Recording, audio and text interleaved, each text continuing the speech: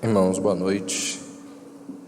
Semana passada nós terminamos de falar aqui, de pregar, duas mensagens sobre discernimento espiritual, baseados ali no texto de Lucas, que é uma das séries de mensagens que nós temos pregado. Nós falamos duas mensagens sobre discernimento espiritual e eu quero indicá-los esse livro. O título é Discernimento Espiritual, a habilidade de pensar biblicamente sobre a vida. É um livro muito bom, de fácil leitura, indicado por pessoas como John MacArthur, indica o livro, na verdade faz o prefácio do livro. É escrito pelo pastor Tim Charles, que é pastor da igreja Sociedade da Graça do Canadá, em Toronto, no Canadá.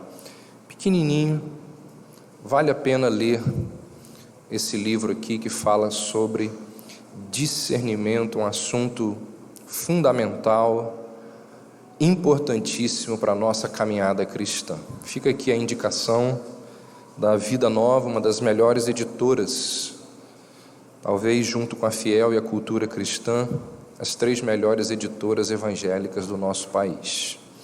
Vamos abrir as nossas Bíblias. Hoje nós vamos dar uma pausa nas nossas reflexões sobre o Evangelho de Lucas e vamos voltar a nossa série de mensagens sobre o Evangelho no trabalho.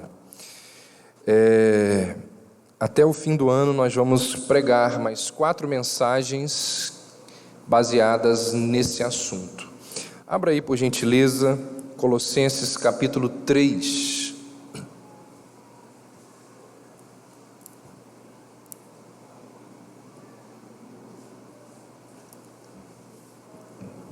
Quero dizer aos irmãos, enquanto vocês estão abrindo aí, do meio para trás está quente, não é? Tem lugares aqui na frente, aqui está mais fresco. E semana que vem, provavelmente, depende da pessoa que vai instalar, vai ter mais um aparelho de ar aí. Nós, com as ofertas que nós levantamos, nós conseguimos arrecadar R$5.000.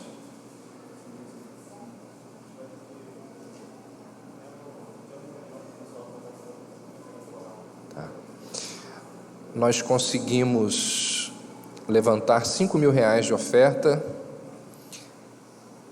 mas o aparelho é 6.100, ainda tem a mão de obra. Se você quiser doar o restante, fica à vontade, viu? Davi está lembrando que após o nosso culto, nós vamos ter uma reunião aqui com aquelas pessoas que desejarem participar do nosso coral aqui de Natal, ok? Colossenses 3, a partir do verso 22, diz assim: Servos, obedecei em tudo ao vosso Senhor segundo a carne, não servindo apenas sob vigilância, visando tão somente agradar homens, mas em singeleza de coração, temendo ao Senhor. Tudo quanto fizerdes, fazei-o de todo o coração, como para o Senhor e não para homens, cientes de que recebereis do Senhor a recompensa da herança. A Cristo Senhor é que estáis servindo, pois aquele que faz injustiça receberá em troco a injustiça feita, e nisto não há acepção de pessoas. Senhores, tratai os servos com justiça e com equidade, certos de que também vós tendes Senhor no céu. Quando a gente lê um texto como esse, ou ao ler um texto como esse, muitas pessoas se perguntam: por que os escritores do Novo Testamento parecem aceitar a existência da escravidão. Por que que eles não falam contra a escravidão? Na verdade, muito poderia ser dito sobre essa pergunta. E muitos livros têm sido escritos para tratar desse assunto, da visão neotestamentária sobre a escravidão. Lembre-se que o Novo Testamento ele é escrito num contexto em que o Império Romano domina o mundo, e uma das coisas muito comuns e muito naturais naquela época era a escravidão. E uma das razões pelas quais os escritores do Novo Testamento eles não falam muito ou quase nada sobre a escravidão, é porque o alvo dos apóstolos, bem como o alvo de Jesus Cristo, era muito mais profundo do que simplesmente reformar um sistema social. Cristo e os apóstolos, eles se concentram no cerne da questão, na raiz do problema. E a raiz do problema era o coração humano, o estado do coração humano. Os apóstolos sabiam que, mesmo que o sistema de escravidão fosse eliminado, mesmo que a escravatura fosse eliminada, o vil, o pecaminoso coração humano, ele logo encontraria outra maneira de oprimir as pessoas. Então, Jesus e os apóstolos, eles vão atacar a questão principal, que é o coração do homem. E ao falar da escravidão, Paulo aborda um sistema que não existe mais entre nós. Nós não vivemos mais numa sociedade escravocrata. No entanto, os princípios defendidos pelo apóstolo aqui nesse texto que nós lemos, esses princípios, eles permanecem vivos ainda nos dias de hoje. O apóstolo nos mostra que a obediência aos superiores deve existir, não porque o superior está nos olhando. A obediência que devemos ter para com os nossos patrões não deve ser uma obediência pelo fato de que ele está nos observando, ou no nosso local, com a presença dele, ou com uma câmera. Paulo diz que nós cristãos devemos obedecer aos nossos superiores, porque isso agrada a Deus, porque isso é da vontade de Deus. O objetivo do cristão, ao obedecer o seu gerente, o seu superior, o seu coordenador, o seu encarregado, não é por aquilo que o seu superior ou o seu patrão pode fazer por ele, ou a ele. O objetivo pelo qual devemos obedecer àqueles que nos são superiores, diz Paulo, é porque nós, antes de tudo, obedecemos ao Senhor. Então o cristão, ele obedece não pelo medo do chefe mandá-lo embora. O cristão obedece não como uma barganha para alcançar uma promoção. A motivação da obediência do cristão em seu local de trabalho, diz Paulo, é honrar a Deus, é obedecer ao Senhor. E aí, para enfatizar isso, essa tese, Paulo faz aí um jogo de palavras. Olha o que diz o verso 22. Escravos, obedecei em tudo ao seu Senhor, terreno,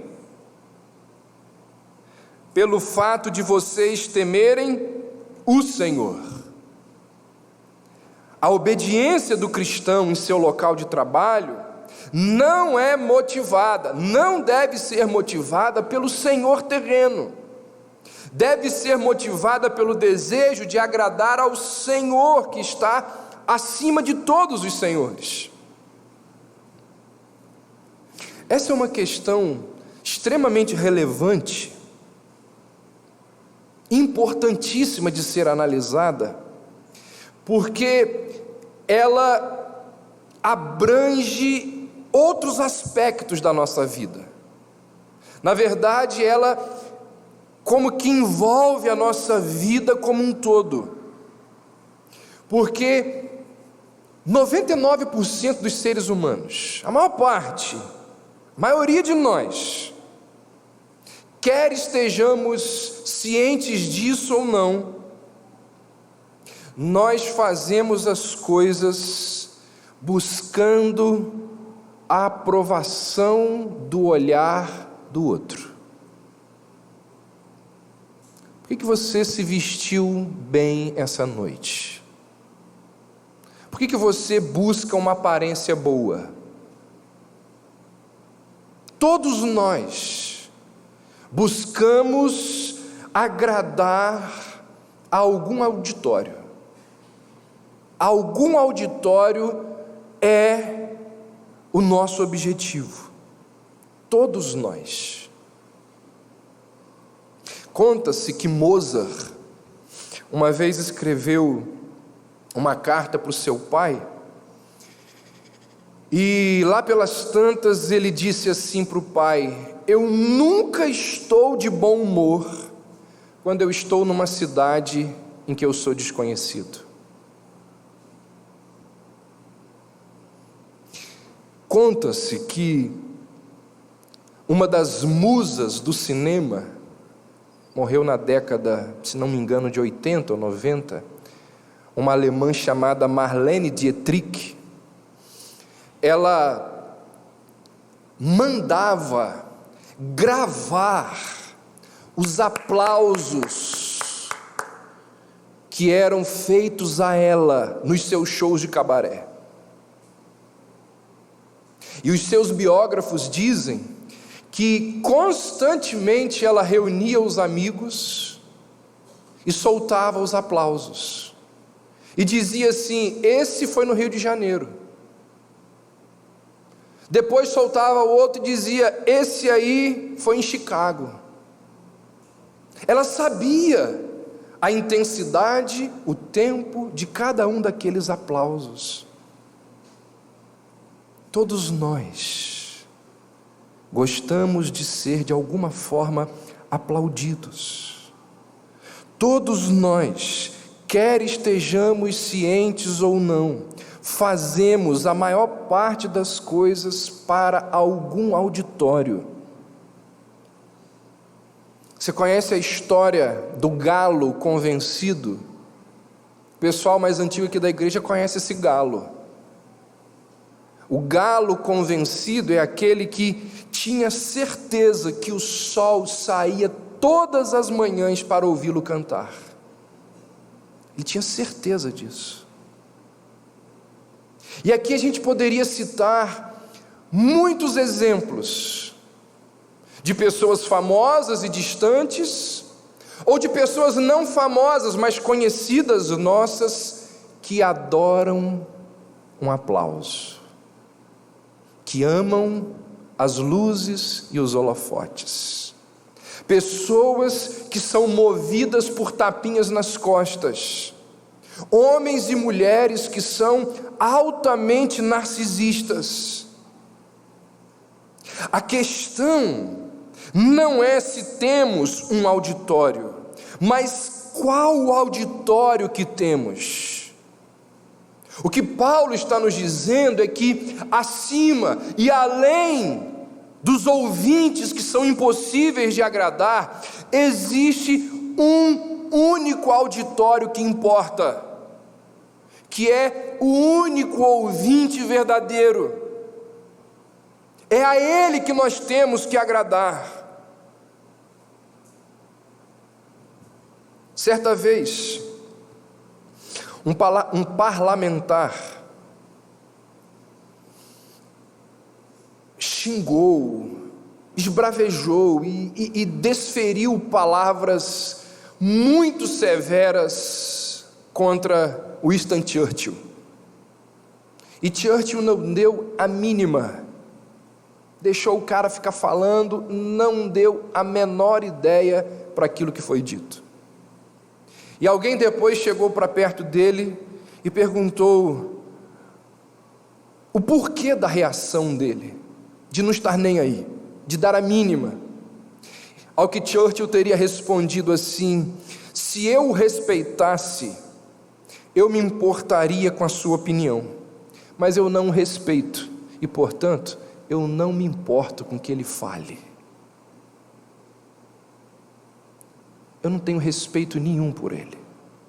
Pode falar o que quiser.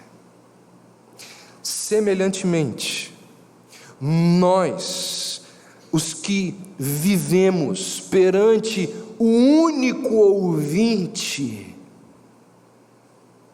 nós deveríamos dizer ao mundo que nós não temos nada a provar, nada a ganhar, nada a perder diante do mundo. Nós vivemos para um só ouvinte, diante de um só auditório. É isso que Paulo diz aqui, olha aí no verso 22, não servindo à vista como para agradar aos homens. Paulo está dizendo, aquilo que fazemos não deve ser para agradar a homens, agradar o chefe, o patrão, o gerente, o encarregado, não. E aí ele vai dizer no verso 23, e tudo quanto fizerdes, fazei-o de coração como ao Senhor, para o Senhor e não aos homens. Então, nós trabalhamos, antes de qualquer coisa, nós cristãos, para honrar a Deus e não o patrão. Harry Truman foi o 33º presidente dos Estados Unidos. A presidência desse homem incluiu decisões de grande impacto, como o uso da bomba atômica, o famoso Plano Marshall. Uma vez Truman disse o seguinte: eu me pergunto, até onde Moisés teria chegado se ele tivesse feito uma pesquisa de popularidade no Egito? Até onde Moisés teria chegado? As decisões que Moisés tomou não foram baseadas na opinião pública, para ser visto por esse ou por aquele israelita. Aquilo que nós fazemos em nosso local de trabalho, diz o apóstolo Paulo, deve ser feito, antes de qualquer coisa, para Deus, para o Senhor, porque nós estamos ali, servindo, antes de tudo, a Deus. Já falamos em outras mensagens que tratam dessa série de mensagens, que o nosso serviço, ele é culto a Deus, ele é oferta ao Senhor, é para Deus que nós trabalhamos. E quando nós trabalhamos a partir desse entendimento, muda completamente a maneira como nós trabalhamos. Quando nós entendemos que trabalhamos para Deus, deixamos de ser preguiçosos. Quando eu trabalho para Deus, eu não bato o ponto depois do horário, ou 5 minutos antes de sair. Eu não fico fugindo do trabalho. Eu não fico fingindo que estou trabalhando. Pelo contrário, eu sou responsável. Eu não fico enrolando. Eu não fico dando desculpas esfarrapadas. Atestado médico mentiroso, você apresenta? Como crente? Como cristão? Você está servindo a quem? Você quer enganar quem? Aquilo que fazemos não é pelo fato do chefe estar nos olhando. Muito mais importante do que o fato do nosso chefe estar com os olhos em nós, é o fato do qual nós não podemos escapar: Deus está nos observando.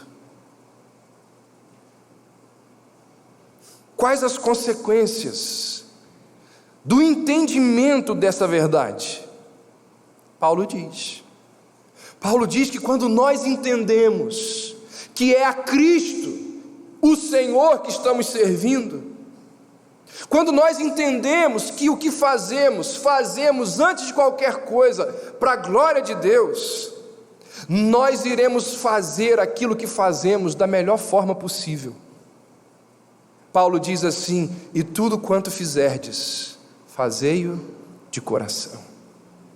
Saber que trabalhamos para Cristo e não para outras pessoas muda a maneira como nós abordamos o trabalho.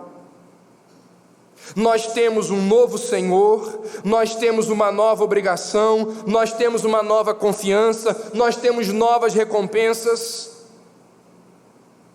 porque eu trabalho, antes de qualquer coisa, para Deus.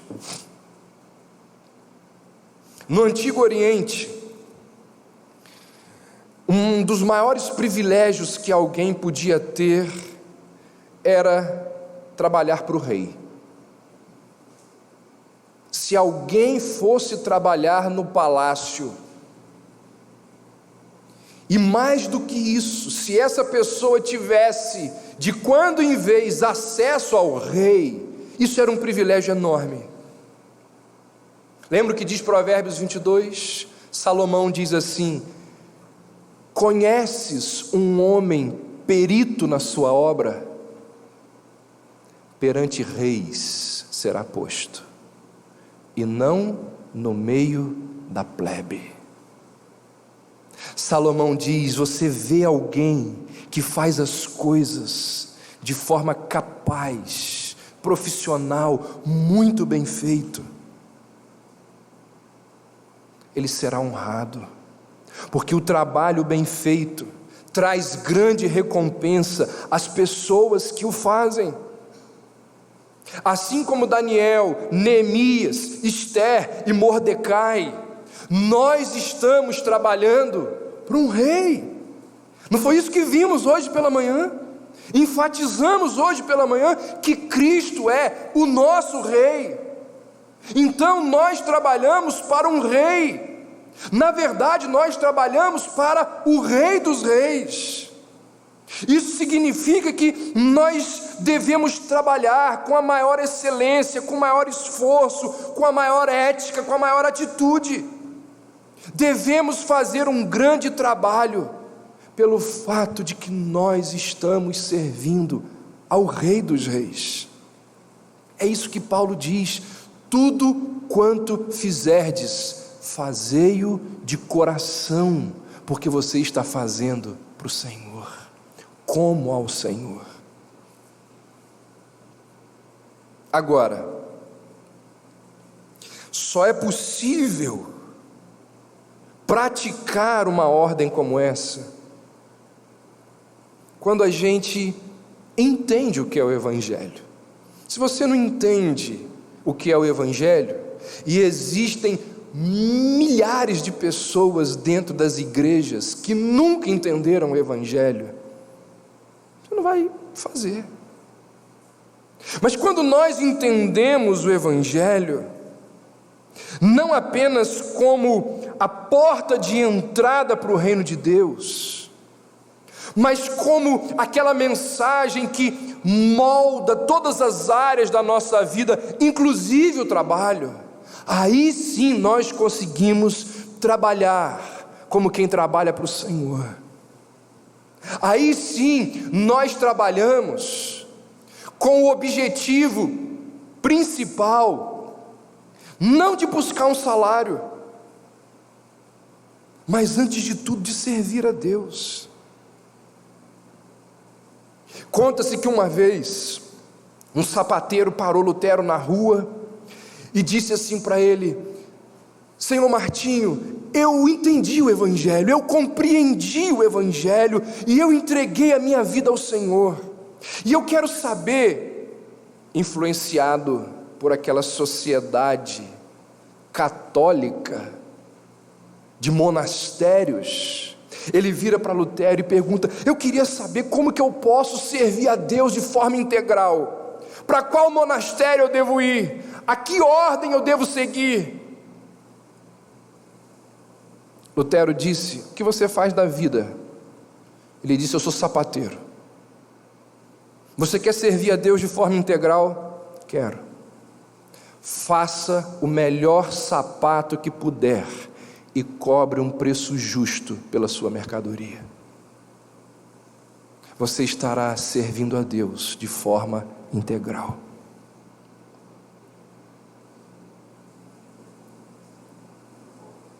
Pense, você ficou bem enfermo e foi curado por Deus. Existem vários casos aqui entre nós. Em algum momento das nossas vidas, nós tivemos enfermidades sérias e Deus nos curou. Mas como que isso aconteceu? Como que essa cura ocorreu?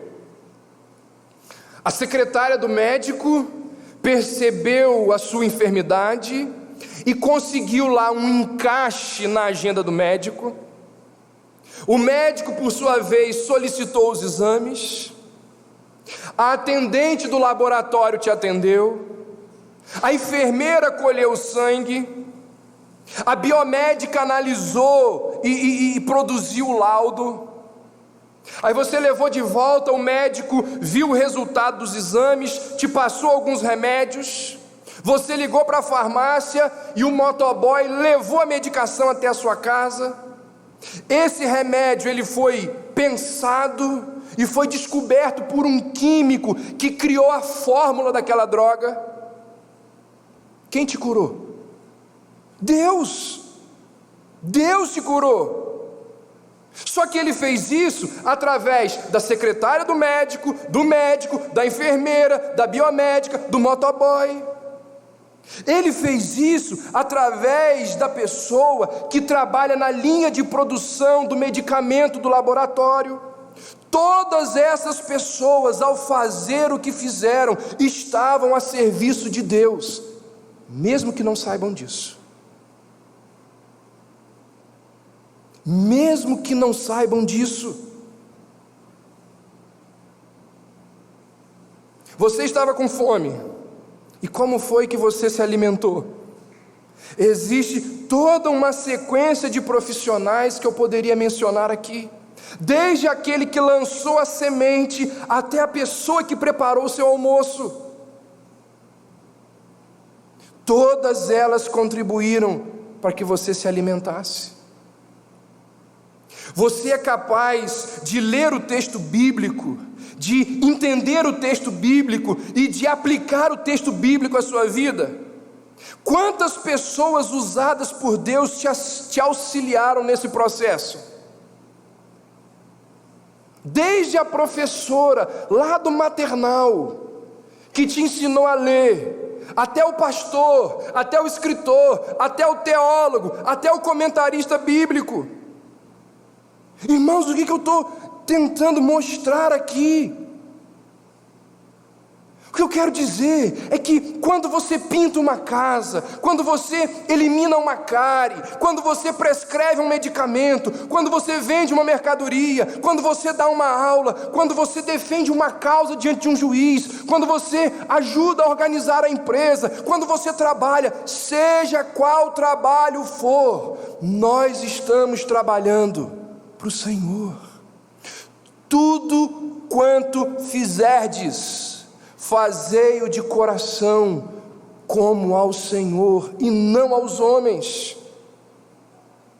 E quando nós ofertamos a Deus aquilo que fazemos, isso é culto. Entra na dimensão do sagrado.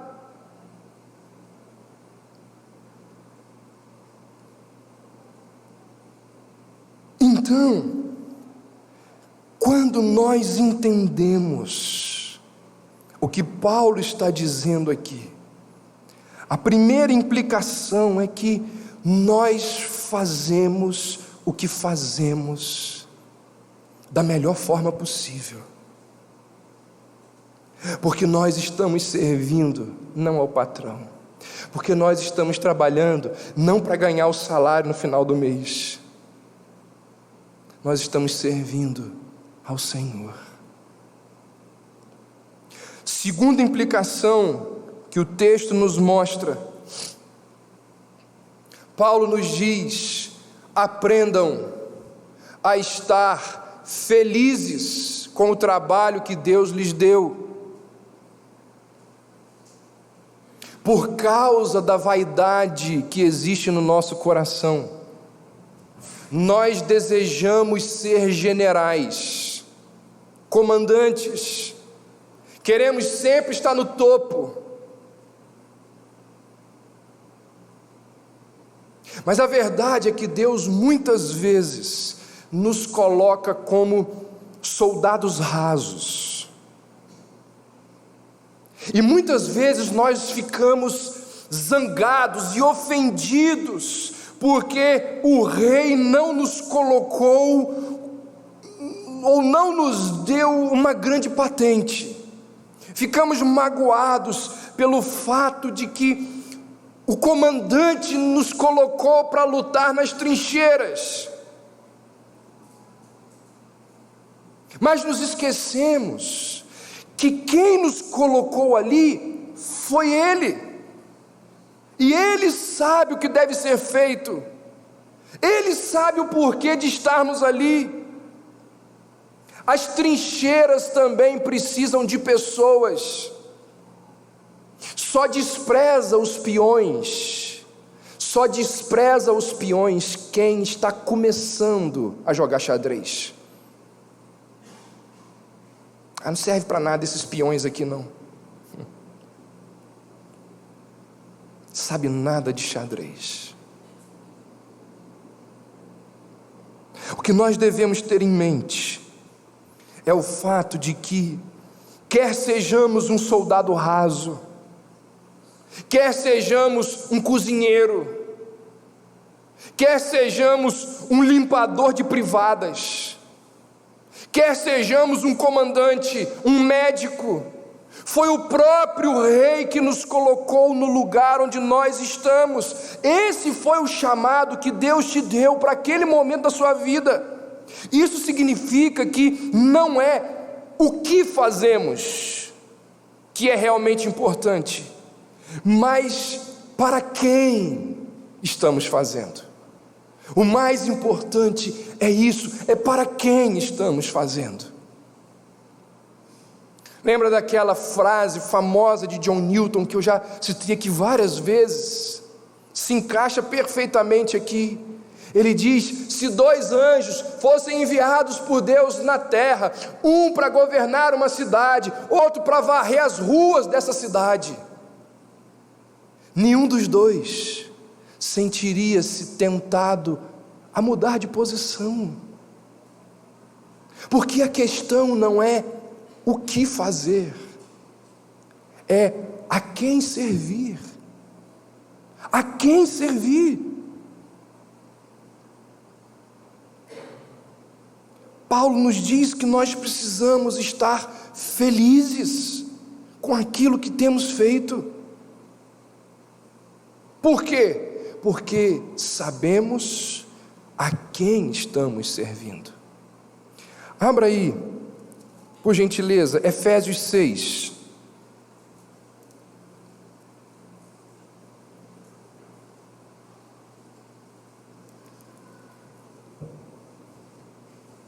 A partir do verso 5. Quanto a vós outros, servos, obedecei a vosso Senhor segundo a carne, com temor e tremor, na sinceridade do vosso coração, como a Cristo, não servindo à vista, como para agradar a homens, mas como servos de Cristo, fazendo de coração a vontade de Deus, servindo de boa vontade, como ao Senhor e não como a homens, certos de que cada um, se fizer alguma coisa boa, receberá isso outra vez do Senhor, quer seja servo, quer livre. Até aí. Na época em que Paulo escreveu isso, existiam mais de 100 milhões de escravos no Império Romano. 100 milhões. E muitos desses escravos se tornavam cristãos, inclusive na cidade de Éfeso. E o escravo, ele trabalhava em 3 expedientes: manhã, tarde e noite, 7 vezes por semana, 30 dias por mês, 12 meses por ano. Vargas não tinha chegado lá, não tinha criado leis trabalhistas. Trabalhava todo dia, sem parar, 3 expedientes. E muitos dos senhores de escravos tratavam os seus escravos de forma muito perversa. Que tipo de orientação o cristianismo oferecia a um escravo que se convertia ao cristianismo? Vós escravos, que diz aí? Quando você lê servos, são escravos.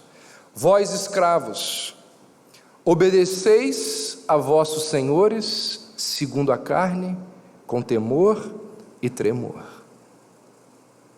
Façam isso na sinceridade do vosso coração, como a Cristo, não servindo somente à vista, como para agradar aos homens, mas como servos, escravos de Cristo, sabendo que cada um, seja escravo, seja livre, receberá do Senhor todo o bem que fizer.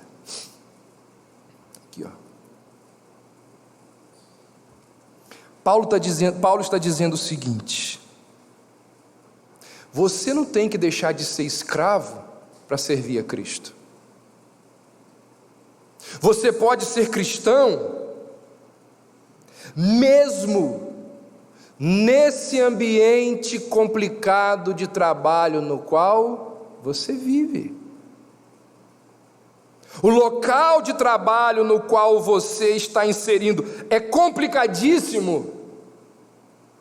Seja cristão ali, mesmo assim. Lembra da história lá que a gente contou tempos atrás, meses atrás, de Naamã?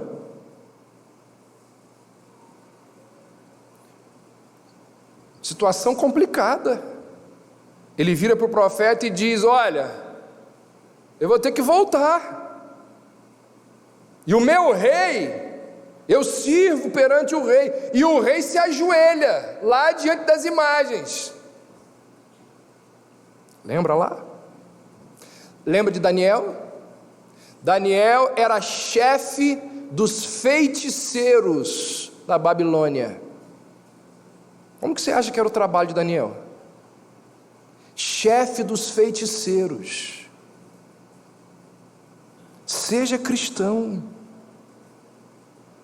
Não só em lugares que tem questões éticas complicadas, mas você pode estar reclamando de ambientes dificílimos de trabalhar. É um subemprego que você reclama o tempo todo. Seja crente no seu local de trabalho. Mesmo ali você está servindo a Cristo e não aos homens. Por quê? Porque o importante, ou mais importante do que o que você faz, é para quem você faz. É para quem você faz. Paulo está dizendo isso abertamente aqui. Logo a seguir, Paulo se dirige aos patrões. Olha aí no verso 9. E ele diz o seguinte: e vós, senhores, fazei o mesmo para com eles, deixando as ameaças, sabendo que o Senhor, tanto deles como vosso, está no céu, e para com ele não há acepção de pessoas. Ou seja, no dia do juízo, Deus não vai olhar se você era empregado ou patrão. No dia do juízo, Deus vai levar em conta a maneira como você desempenhou numa dessas posições. Se seja como dona de casa, seja como a doméstica que trabalhava para a dona de casa, seja como dono da empresa, seja como porteiro dessa empresa.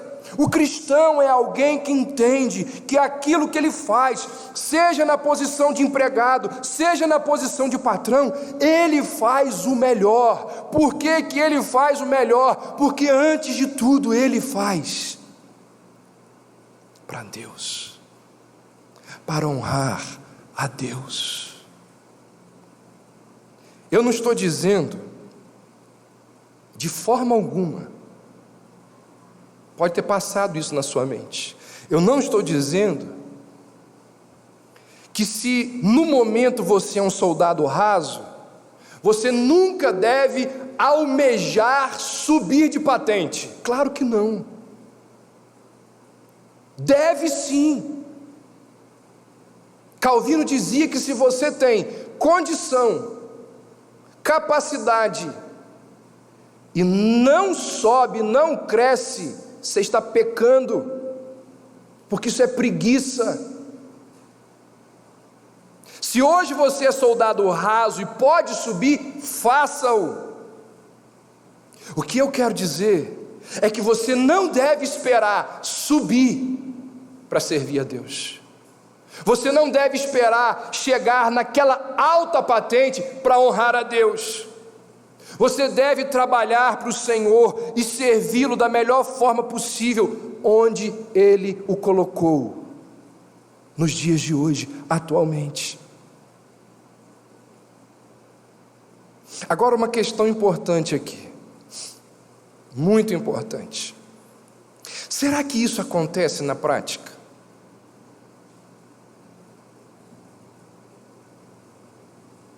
Quando abre uma vaga na empresa, a pessoa responsável por contratar, ela pensa assim: vou contratar um cristão, porque cristãos trabalham com muita responsabilidade. Vou dar prioridade a um crente, porque eu sei que eles são exemplos no que diz respeito ao trabalho. É assim que acontece. Abriu uma vaga lá no seu comércio, você pensa assim: vou contratar uma pessoa cristã, porque eu sei que eles são os melhores profissionais. É isso que acontece. Na verdade, o que acontece na maior parte dos casos é o contrário disso. Em muitas situações, patrões cristãos, eles preferem contratar ímpios, para não ter problema. Não vou contratar crente, porque crente sempre dá problema. Vocês sabem que muitas vezes é isso que acontece. E isso significa que o nosso testemunho diante da sociedade, ele é o pior possível. Percebe como que nós não somos sal fora do saleiro? Percebe como que a nossa influência na sociedade, ela é irrisória, ela é muito pequena. Percebe como que nós não faremos nenhuma diferença enquanto a gente não entender que o Evangelho precisa mudar as nossas vidas de domingo a domingo, e não apenas no domingo.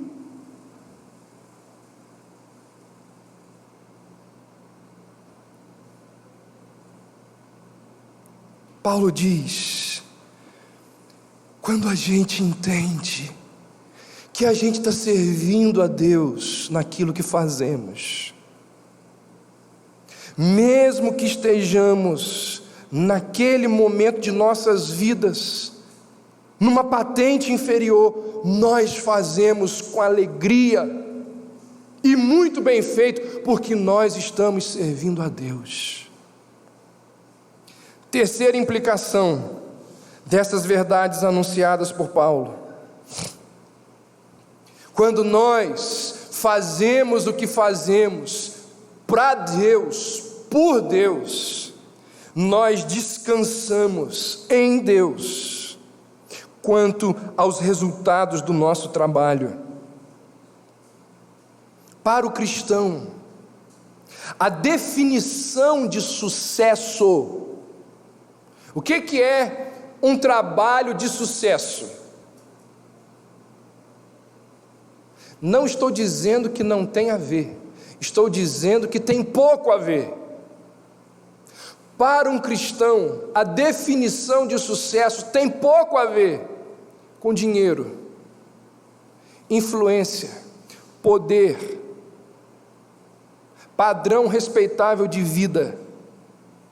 Ao invés disso, para o cristão, sucesso é definido antes de qualquer coisa por fidelidade.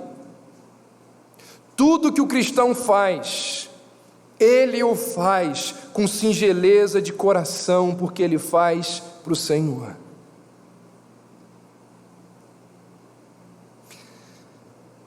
Talvez você não seja a pessoa mais talentosa do planeta. É bem possível que à sua volta existam pessoas bem mais talentosas do que você. Eu vejo alguns pregadores ministrando a palavra de Deus, e às vezes eu falo assim: miserável, como que esse homem viu isso nesse texto? Como que prega de forma tão extraordinária? Quantos dons Deus concedeu a esse homem, porque ele não só prega de forma brilhante, ele escreve, ele lidera instituições, ele faz isso. Quantos dons, quanta capacidade Deus deu a essas pessoas. Talvez sejamos uma pessoa que Deus tenha dado apenas 2 dons, ou 2 talentos, usando aqui a linguagem bíblica. A Bíblia não diz que Deus deu 2 talentos a um e 5 a outros. Ele, na sua soberania e graça, na verdade, na sua soberania, Ele capacitou mais uns do que outros. Nem todo mundo joga como Neymar, nem todo mundo prega como Whitfield. Mas quem nos fez assim, do jeito que somos? Quem? Foi o Senhor. E Ele nos colocou exatamente no lugar que Ele deseja que estejamos. Muitos crentes lutam diariamente com o perfeccionismo, lutam diariamente com a comparação, ficam se comparando com outras pessoas. E irmão, já disse isso aqui, todas as vezes que comparamos, nos infelicitamos. Comparação sempre gera frustração e infelicidade. Muitos crentes diariamente lutam contra a comparação, o perfeccionismo e até mesmo com a inveja. Se esse for o seu caso, entender e compreender essas verdades que Paulo está dizendo aqui, isso é libertador. Porque essas verdades, elas nos libertam da competição, da comparação com outras pessoas. Essas verdades nos permitem nos sentirmos bem em relação a nós mesmos, porque quem nos fez assim, quem nos deu apenas 2 talentos e quem nos colocou onde nós estamos foi o Senhor. E Ele deseja que o sirvamos ali. Entender que estamos trabalhando para Cristo nos liberta de medir o sucesso através dos resultados que alcançamos. Em vez disso, nós definimos o sucesso pelo fato de trabalharmos bem, pelo fato de confiarmos em Deus em relação aos resultados. Isso é libertador. Provérbios 16 nos diz que o homem faz planos, avalia o seu caminho, lança sortes. No entanto, é o Senhor que provê a resposta, que pesa as motivações, que estabelece os passos, que providencia as coisas e que está no controle de cada uma das decisões. Salomão é muito claro, ele diz: olha, nós podemos esquematizar, planejar, trabalhar, mas o resultado é determinado por Deus. Quando a gente entende isso é libertador, porque o Deus do universo, Ele tem tudo em suas mãos poderosas, até mesmo o resultado do nosso trabalho. Agora olha o que Paulo diz, voltando lá para Colossenses 3, verso 25, estamos caminhando para o fim.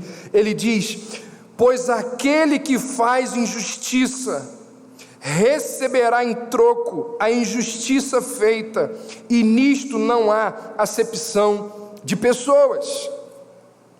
É preciso entender o contexto da carta para compreendermos o que Paulo está dizendo aqui. Essa carta, ela foi levada até Colossos por um homem chamado Tíquico. Paulo escreveu a carta, entregou a Tíquico e disse: leva até a igreja de Colossos. Quando Tíquico foi, ele teve a companhia de um outro homem chamado de Onésimo. Onésimo também levava junto dele uma carta, que alguns dizem que a própria igreja leu, mas a carta era endereçada a um homem chamado Filemon, que é um dos livros bíblicos que nós temos. E Onésimo, que acompanhava Tíquico, Onésimo era escravo de Filemon. E a gente não sabe ao certo se ele fugiu e se converteu, ou se ele se converteu e fugiu. O fato é que Onésimo chegou até Paulo. E ao que tudo indica, ele chegou e foi até Paulo esperando que Paulo dissesse para ele o seguinte: olha, Onésimo, agora que você é um cristão, você está livre. Como você é um irmão em Cristo, você agora não tem mais obrigações com Filemon. Paulo não fala nada disso. Paulo vira para Onésimo e diz assim: ó, você vai voltar. Você vai voltar para Filemon, e aí você leva essa carta aqui junto com você. E na carta Paulo diz o seguinte a Filemon: receba e trate a Onésimo como se fosse eu. Se ele te deve alguma coisa, coloca na minha conta. E dessa forma, Paulo mostra a todos os crentes ali da igreja de Colossos, que o fato deles se converterem e trabalharem para irmãos em Cristo, não lhes dava o direito de agirem com injustiça para com os seus patrões.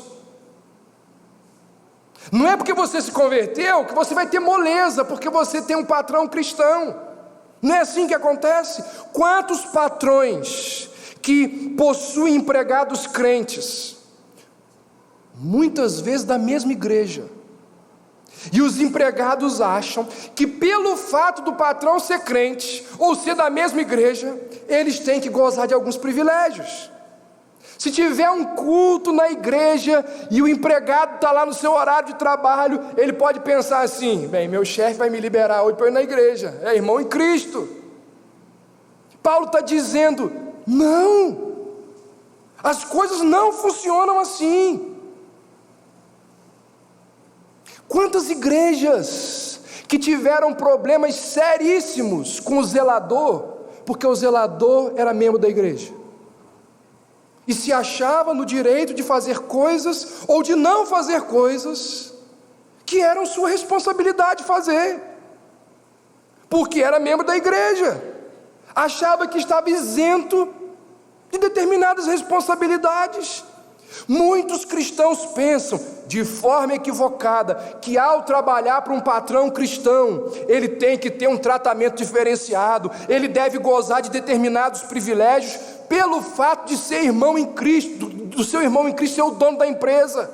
Paulo diz: agir assim é injustiça com os outros colegas de trabalho, que por não serem cristãos, não são tratados da mesma forma. O fato do seu senhor terreno ser o seu irmão em Cristo, não te dá o direito de ter direitos diferentes dos demais. Quando você for trabalhar para o seu patrão, que é o seu irmão em Cristo, você continua servindo a Deus antes de tudo. Você continua servindo a Cristo antes de servir o seu patrão, e então precisa fazer da melhor forma possível. E aí a parte final do seu argumento, verso 1 do capítulo 4, Paulo direciona o seu olhar para os patrões. Ele diz: senhores, tratai os servos com justiça e com equidade, certos de que também vós tendes Senhor no céu. Paulo diz: Deus não está observando apenas o empregado que deve fazer o que faz da melhor forma possível. Deus também está observando a maneira como o empregador trata o seu empregado. Quantos patrões que não pagam um salário justo são rudes, mal educados, grosseiros, déspotas, exploradores, injustos.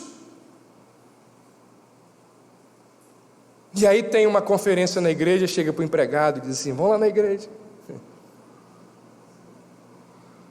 Ele vai nunca na igreja do patrão. Paulo está dizendo aos empregadores: tratem dos seus funcionários com justiça. Mais do que um pagamento justo, eles devem dar aos seus funcionários um tratamento justo.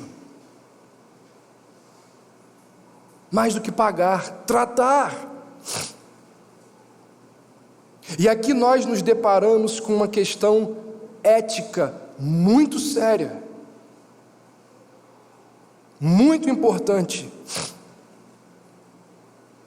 O que é justo? Quem define aquilo que é justo? É a CLT? É a CLT que define o que é justo? São os sindicatos que determinam aquilo que é justo? Talvez o salário mínimo determinado pela presidência da República e os acordos coletivos dos sindicatos talvez sejam um bom ponto de partida. Mas será que aqueles que possuem condições, eles não deveriam ir além daquilo que manda a lei?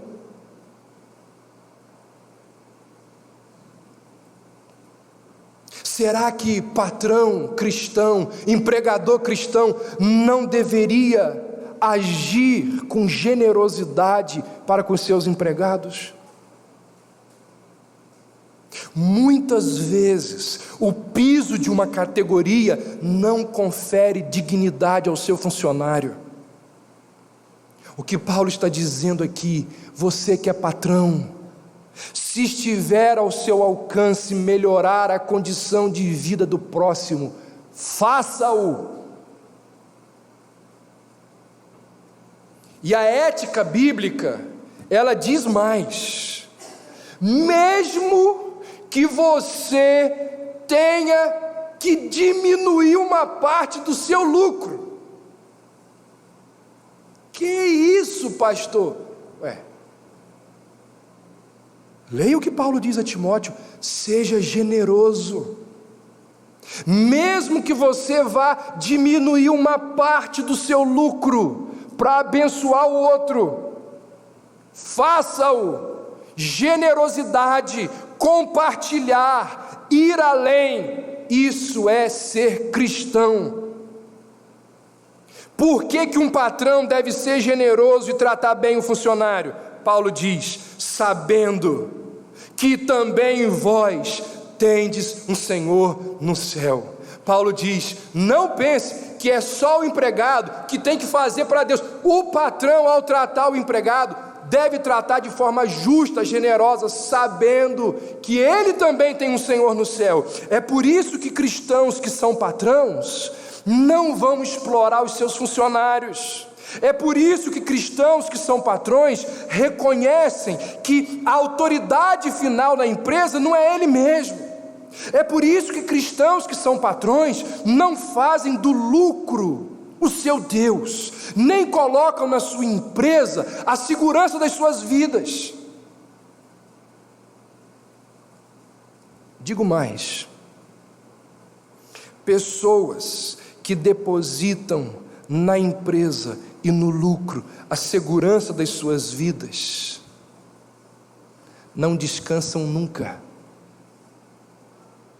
não dormem bem nunca, são inseguras, vivem preocupadas com aquilo que pode acontecer, com medo do tesouro delas ser roubado, com medo da empresa quebrar, com medo do que pode acontecer, porque nunca compreendeu que Deus é o tesouro maior,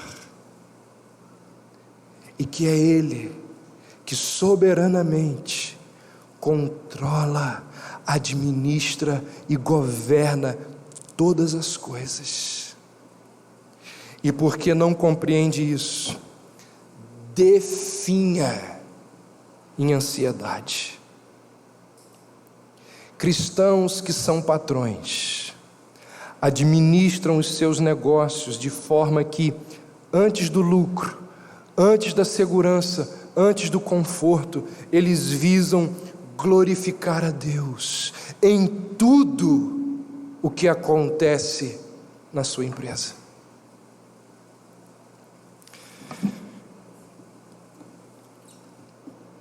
Existe uma rede de fast food nos Estados Unidos chamada Ticket Filé, filé de frango. Não sei se alguém que já foi lá já viu esse fast food.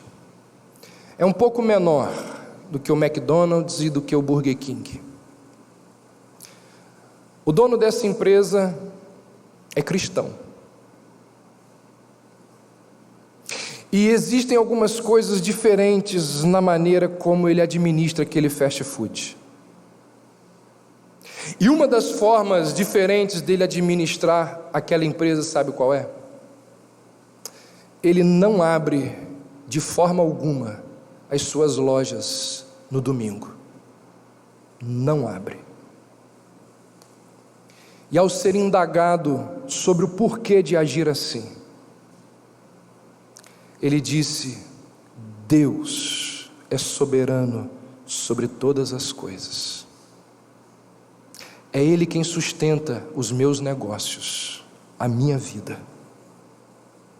E eu quero que os meus funcionários, muitos deles cristãos, estejam na igreja para adorar a esse Deus soberano que cuida dos meus negócios. Você consegue conceber uma coisa dessas? Você consegue imaginar quanto que esse homem deixa de lucrar ao fechar as suas lojas aos domingos?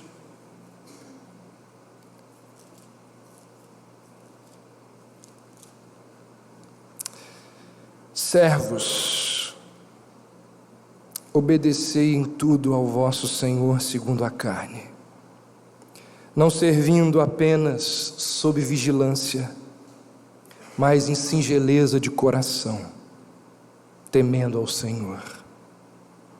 Tudo quanto fizerdes, fazei-o de todo o coração, como para o Senhor e não para homens, cientes de que recebereis do Senhor a recompensa da herança. A Cristo Senhor é que estáis servindo, pois aquele que faz injustiça receberá em troco a injustiça feita, e nisto não há acepção de pessoas. Senhores, tratai os servos com justiça e com equidade, certos de que também vós tendes Senhor no céu. Que Deus nos abençoe. Amém.